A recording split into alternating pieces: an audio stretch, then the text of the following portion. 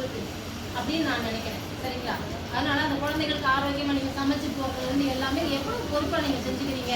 தாய்மார்கள் அதை பண்ற அந்த வேலையை நீங்களும் பண்ணிட்டு இருக்கீங்க.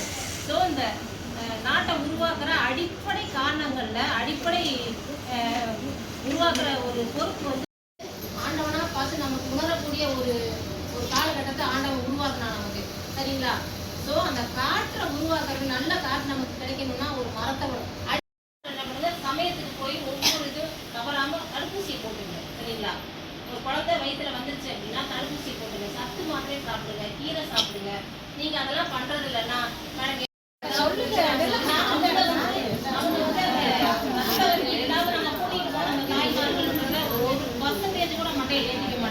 நம்ம கடவுள் நாங்களும் மனுஷர் தான். நம்ம தெரிஞ்ச அடுத்த நிமிஷம் நீங்க ஆரோக்கியத்தை நீங்க கான்சன்ட்ரேட் பண்ணணும்.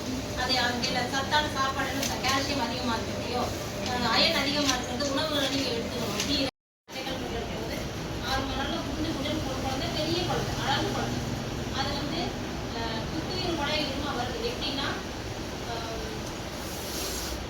ஆட்படுறதில்லை. அவங்க மன ரீதியாகவும் உடல் ரீதியாகவும் இந்த மாதிரி வயசுல இந்த மாதிரிலாம் ஆட்படுறாங்க.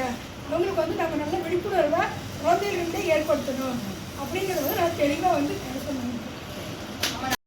பணியாளர்கள் தான் அந்தந்த கிராமத்துல இருக்கிற மக்கள் கூட நேரடி தொடர்புல இருக்காங்க.